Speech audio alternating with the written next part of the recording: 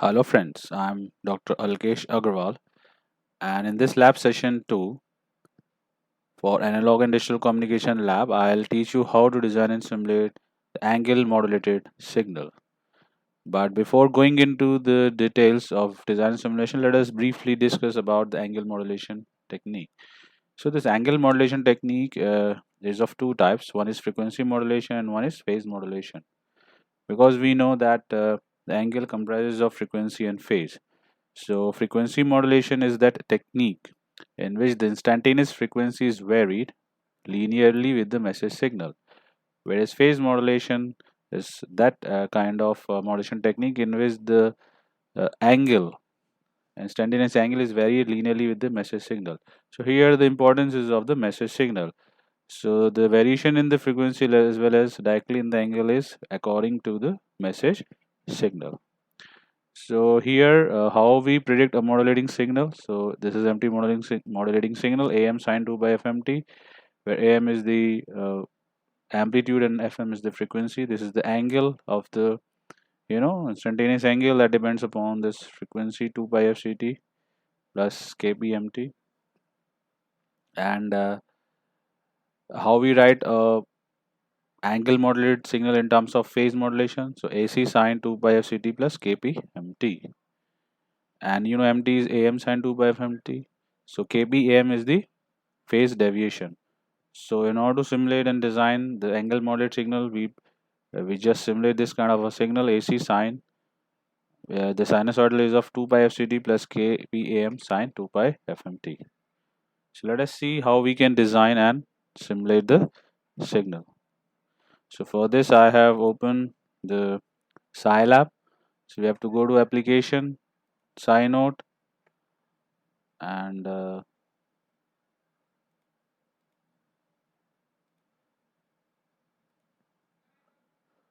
so here we have to write a you know new program. So let us begin. So first we write CLC, which is in order to clear the screen. Then we write CLF. Then as we did in the generation of amplitude modulated signal, we just first define the time bound. So T, it will be from 0 to 2.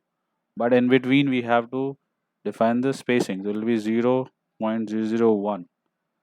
So, so so the variation is from 0 to 2 in the gap of 0.001.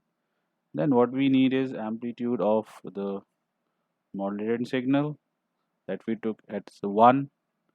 Then we take the frequency of modulated signal, we took it FM is equal to, suppose we took it 1, we can change later on. Then we have to take amplitude of the carrier signal, which we again can take 1, we can change later on.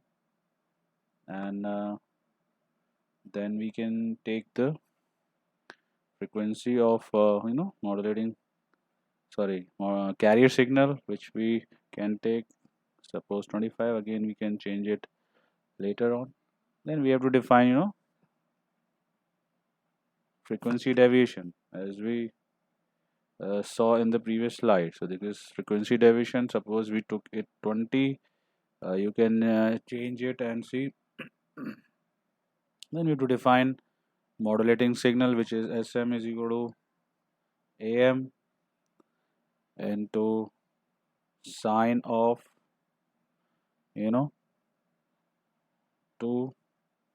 into, for writing pi we just use this uh, percentage, because wherever we write constant we like it we write it like this, and to fm and to t. So we define this modulating signal. Then I have told you we use subplot. So what happens, we use subplot, so we divide the whole screen into number of rows and columns. So here 3 means 3 rows, and 1 is the column, and the first graph will be generated in the first row. So we write 1, then we write plot. This is used to actually plot the signal. So we have to plot. First we give the x-axis value, which is time, then amplitude SM, and we have to give some color. So we again took red color. So this is how we write. Then we have to write the x label. In x label we write time, because this is time axis. We have to write in inverted commas, comma. Then if you want to change the font size, this is optional. You can write or you cannot write. So if you want to increase the font size, so we write font size, and we give the value of font size. Suppose we take 3, and you just copy it, and then you write. So here now you have to write y label. You write y label. This time will be changed into amplitude, and then you have to write the title. So I'll write title. So what is title is?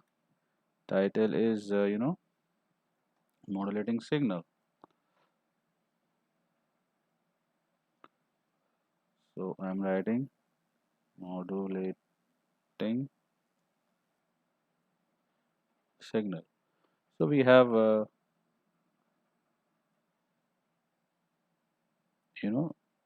now we copy all these information, and I just now we have to define the carrier signal. So this SM will be replaced by SC. Okay. So SC, which is defined as AC is the amplitude of the carrier signal, and this FM has to be replaced by FC. Now this has to be plotted in the second row. So I write 312. Now this SM will be replaced by SC. Suppose you give it in blue color. X-axis will be same, Y level the same, title will be the now carrier signal. So it will be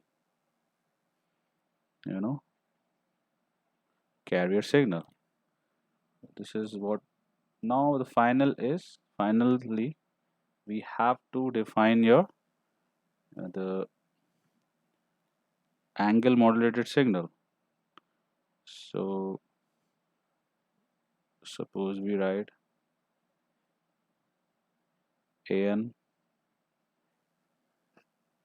angle modulated signal. So we have to write it like this.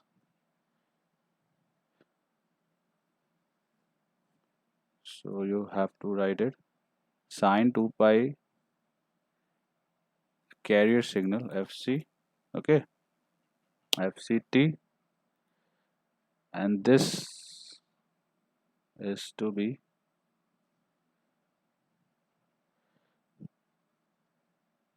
changed with respect to your modulating signal. So we write K F A M into again sine of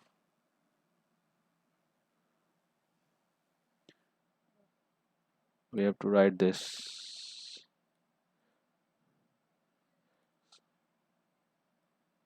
sine of modulating signal. So we have written sine of modulating signal. So this is how we define this. So now we have to plot it in the third row. It will be in the green color, and this will be the modulated signal.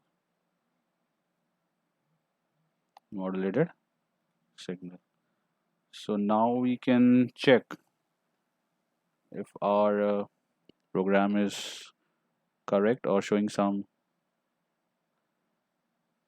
So we have to uh, save it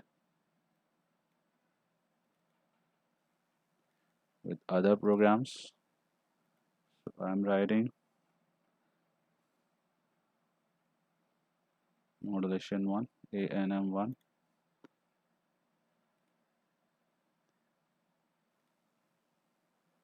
So there is some error.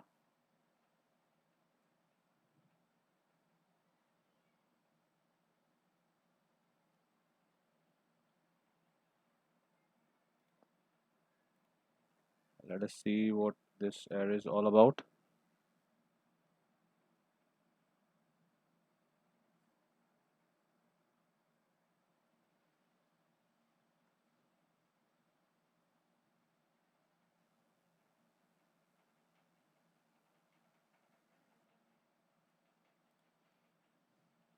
Suppose we write like this.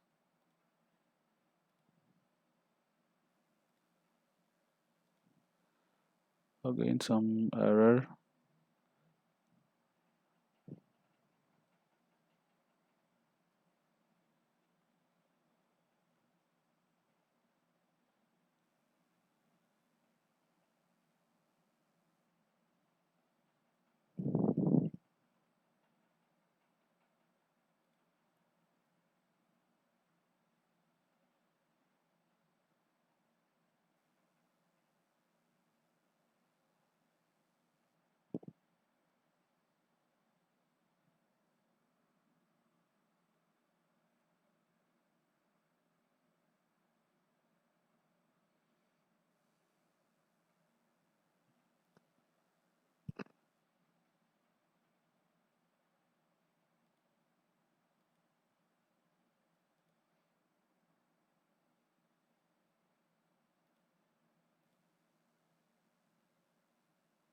So now we are getting the see that we are getting the result. So this is, you can see we are getting, this is the this is the modulating signal, this is the carry signal, this is the frequency modulated signal, where when the amplitude at maximum we are getting the denser part, when amplitude is going in decreasing we get a rarer part, and so on. So it can also be seen like this: when the you know phase for positive phase is maximum we get the denser part, when it is negative phases, this is the region of negative phase, we are getting the rarer part. Again, we are for this positive phase, maximum positive phase, we are getting the denser part. So this is how you can generate a angle modulated signal. Thank you.